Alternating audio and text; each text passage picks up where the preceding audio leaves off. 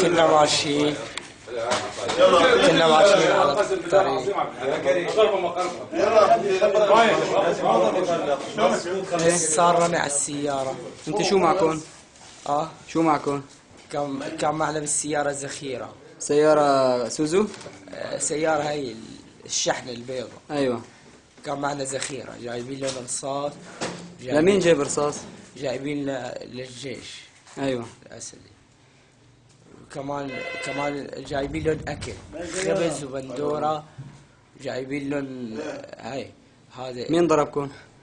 ضربنا الجيش الحر. من وين انت؟ أنا من الأذى.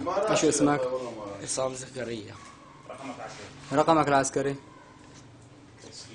3 8 60 18. لك ايه ما بيهمني.